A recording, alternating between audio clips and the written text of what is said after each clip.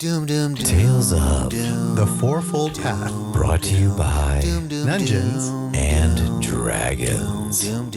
By day's end, you crest the rise where Cerberus Outpost stands. Lanterns glow along its stout wooden palisade, their light dancing over weathered timbers and stone. Within the walls, wagons rattle into the courtyard as guards change shifts and merchants call greetings across the yard. From the common hall spills firelight, laughter, and the smell of hot stew, the welcome of safety after a long road. Outside the gate, there's a handful of guards that linger while traders swap news from both directions along Nigby's Run, with not one but two caravans filling the yard, their drivers and passengers eager for rest and cheer. So as the both of you ride up, Elwiz and Pal, on your trusty steeds, I've got a couple of options for you in case you want to hear them. Sure, let's hear the options. So I mentioned there's some merchants about, so you can pause to listen or interact with the merchants. There's guards, so you could speak with the guards first at the gate.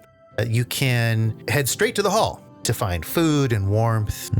You can also find just someplace quiet to rest. It's a large outpost. There might be a little nook or corner that you could maybe camp out at. Or you could do something else entirely. The world is your oyster. How about we get something to eat? Is there anything they would say to each other before they head in? If you wanted to ask anything about the scene or what Pal and Elwiz might be experiencing before or as they head into the hall. So the mess hall. Common hall.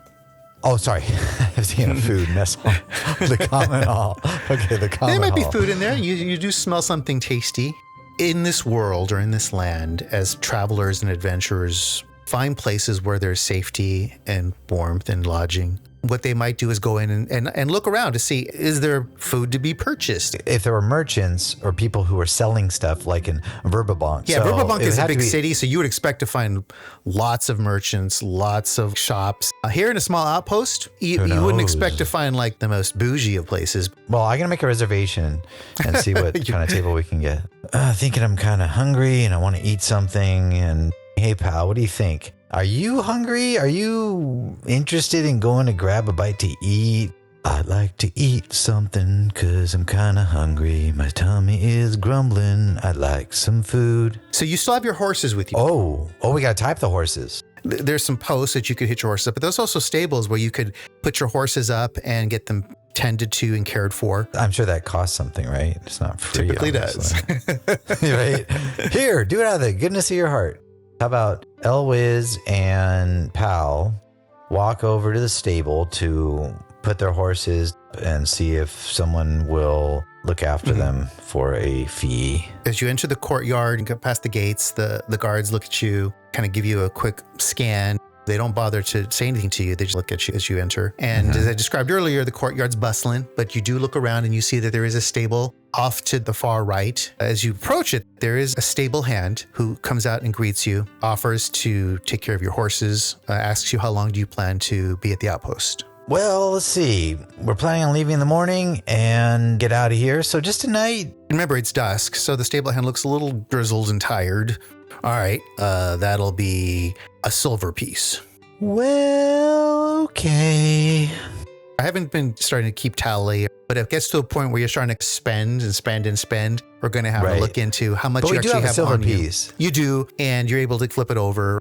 As he grabs the reins from both your horses, starts to lead them away. All right, they'll be ready in the morning. As he starts to move away from you off into the stables, a younger assistant comes up, the older one helping you, mutters, "Where you been? You're listening to that bard in the yard out back, hollering about that star set to change the world. Got you young ones eating out of his hand. Fools, the lot of you." Saying that as he's walking off, reprimanding the boy. He was listening to a bard talk about some star. Were you out there listening to that bard, hollering about that star who's set to change the world? So a star, like a movie star? Not a star like You know, a star in the celestial sky. star. It's good information to put a pin in, but not like, oh, we got to go see who this star is. And maybe people in the common hall will know. If there's agency or urgency, like there's a boulder like rolling towards you. This is more like Let's you're think standing in a about courtyard. Right, Yeah. exactly. I'm gonna put a pin in that. You're now flat. You're flat. Your It's a body's two-dimensional world. We continue to the common hall and hopefully get some food if we can. All right, so you enter this broad door. It's wedged open. It doesn't look like it stays closed, but it can be closed. There's two large kind of torch posts framing the left and right side in front of you as you enter. The common hall hums with firelight and laughter. There's merchants raising mugs and guards boasting of the road. You do see that there is a bar. Yeah. And there are servants milling to and from the bar area or into a serving or preparation area behind the bar. There are people who are seated at the bar itself, or there are others that are seated and scattered around the actual hall. There is a little stage off to the right. There's no one on it currently. The hall itself, it's vaulted 2 stories from the inside up. It's rung around with this balcony, and there's a stairs that go up to it. There's doors along that balcony. Like on the balcony. Okay, so there's doors up there implying that there might be rooms up there. Or Right, are there yeah. passageways? Those doors are closed. You can't look into them. So Are there tables up there on the balcony? Or is it just No, it's walkway? it's narrow. It's meant for a walkway. There's no actual seating up okay. there. You do notice that at one corner table, apart from the bustle, a lone figure sits cloaked in shadow. It's strange compared to like everything else is going on. There's a faint glow that catches the curve of horns sweeping back from this person's brow. There's a crimson tint to their eyes. It's a tiefling, rare enough in Verbabonk, rarer still on the open road. Laid out before them, vellum pages and a scattering of scrolls lie open on the table, alongside an untouched bowl of stew. It looks like it's gone lukewarm. Now and then, her hand traces a sigil in the air, only for it to fade like smoke. So it's kind of like a trace of light as it kind of, and it just kind of cool. dissipates, right? Wow. They notice you watching. They don't look away. A faint smile flickers, cool and unreadable. In a low voice, steady, they break the silence around the table, kind of looks up at you. The roads south are not for the careless, travelers. If you seek safety, perhaps we may travel together. If you seek more than that, their gaze sharpens, the flicker of firelight dancing in their eyes, then we may already share the same path. So, John, if you want to go ahead and do anything to help introduce Casernia. Why don't you join me for a warm bowl of soup? Is it warm or is it hot? I don't care if it's hot or cold. I'm just hungry. I want to eat. Got it. There's the desire to want to interact with someone, coupled with the apprehension of meeting someone's new and being trusting or not. Yeah. So that kind of Feel unfolds as wary. far as how character. Exactly right. Yeah. Exactly. Now in this case, we don't have to like play that up too much. The fact that these are adventurers who are going to meet and get to know each other and travel on. How they initially meet, how they start to bond or form bonds or not. I want to try things. Yeah. I don't want to not try things because I'm not sure what I want to say all the time. They're going to interact. How much, how little, I don't know yet, but I'm going to use the opportunity to learn how to basically get better and better at trying. And so imagine this, like even beyond this game, this table, as you may have the opportunity to play D&D with me or with others, and you bring those kinds of skills to like add your flavor, add your role-playing vibe to a table, that makes it more fun. A lot of players in D&D and DMs, they really enjoy that. We really enjoy that. I like it. So now we got Casernia on the scene. Pal and Elwiz pull up chairs and sit around the table. Casernia kind of moves some of the stuff that she was looking at and working on. There's a serving girl weaving through the bustle with bowls of steaming stew. There's the scent of wood smoke. Sweat, because there's lots of travelers. Some are riper than others. And spice hangs thick in the air here. To cover up all that stench. Exactly. Any good outpost worth its weight in salt knows how to create a welcome environment, at least as welcome as possible. So is there music? Did you say there was music? Or Not inside. No, not at the moment. There's a stage, but there's nobody on it. It's funny that you asked that though, because every once in a while, through kind of the bustle and the din of the hall itself, beyond the walls, like through a window, randomly you hear like a strum of a lute.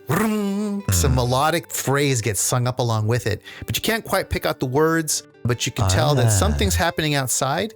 It's curious. Yeah, you do hear something going on outside. Okay. There's guards not necessarily on duty, sitting around their own table, laughing over mugs of ale. The serving girl does come over to your table, asks if you guys want anything. There's ales and meads, food that you can actually have a meal besides just a stew. Drinks for 3 of us, please. Ales? Nice. Ales it is. you do see that at one of the tables, there's a dice game going on. You can recognize the telltale signs of a cup and some dice being thrown and coins being exchanged. Also, there's some farmhands good-naturedly ribbing each other. I think Pal is interested in joining the dice game. Okay, so Pal just says, hold my drink, and then gets up, walks over to the game, sits down confidently. So as you approach the table, you can see that it's a group of guards. Maybe he doesn't sit down yet, approaches the table. Yeah, and you could have said that your intent was to do that. Pal Even wants if you to go said join it, the it doesn't game. matter. It depends on how I react. Okay. And that happens in the game of D&D. You could say something with your full intent of what you expect to happen. What She goes there, she rolls the die, she wins all their money, and she goes back. Right. Done. And like, call your jets there, pal. Yeah, right? It's a group of guards, 4 of them sitting around this table. It's a boisterous game of bones. They see you approach, beckon you to join. They say, pull up a chair. I'd love to join you. The guard next to you. Melru's the name. It costs a gold piece to get into the game. How we rolled, how much of the pie you win. Get it? I got it. Here's my gold piece. To see that the buy-in's a gold seems a bit That's rich pretty high. for a table at an outpost. Yeah, that's what I thought initially, and I was just playing it cool. You don't want to skip a beat. You're like, psh, depending on how you play it off. But just to let you know that it seemed a bit rich. They're starting you off at a gold piece to buy in. I was thinking in my head, lowbrow game. I didn't want to say it to the guard. Well, if that's too rich for you, there's a game of tiddlywinks outside with the stable hand. Not too rich, it's just funny to me. The rest of them have already either had some money in the pot, but they're also adding to it. There's a sizable pot to be won from. Coinage worth around 12 gold pieces. That's serious money, okay. There's 3 people who roll at a time. They hand you a Right. cup. Inside there's some dice. When we say, everyone just slam your cup down onto the table and then don't show your dice yet, though. If we were doing this at a table, I'd actually have the mechanics set up where you'd be doing this. I'm ready to go. You would slam your cup down. You have to believe that your hand or your dice roll is better than theirs.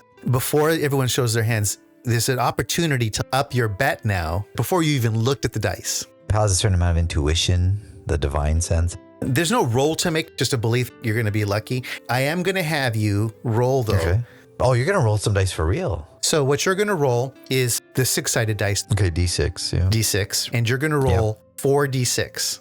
Oh! None of the other guards wanted to bet before they saw their dice. So that round passed. Now everyone's looked at their dice. Do you believe that your roll is higher than theirs? So do I want to bet more? So what'll it be?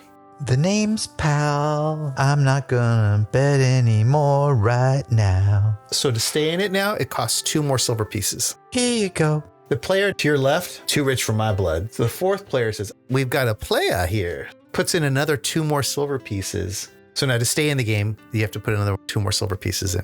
I like it. Duke. All right, show our dice. You show yours, a 14 total. They flip their cup over. The tally of their dice is higher than yours. Oh, well, you can't win them all. Melru leans in and starts to grab some of the coin. So you get the hang of it? You want to keep on playing with us? Well, Melru, what else is there to do? One of the other players says, that's enough for me. I'm going to lose all my money to Melru again. And so Melru looks over at you, looks over at the other guard. Let's up the stakes a bit. Let's make the buy-in 5 silver pieces. Well, what do you got to do? To win big, got to lose big. No, let's do this. I like your style. Let's do this. Let's do now. this. All right. As everyone gets their dice, I need you to roll a perception check. What does that mean? Allows you to use a combination of senses to notice something that's easy to miss. So I clicked on perception. Oh, it just rolled. Congratulations, you've made your first perception check in the game of D&D. Typically, rolling high is a good thing. And here you did. You rolled a 19. You have a wisdom of 13.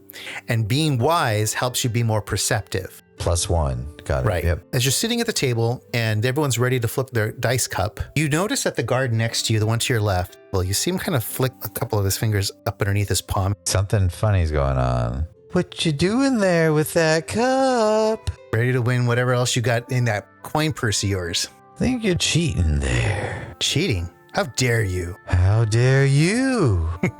Melru's like, what? My friend here is many things. He's not a cheat. Okay, if you say so, but I don't believe it. Well, that's up to you, pal. Do you want to keep playing? Yeah, let's keep playing. Everyone slams their cup down, and this is the round before you look at your dice. The guard to your left, he does not bet. He passes. It's Melru's turn. Doesn't even say it, actually, just tosses in a silver piece. Looks over at you.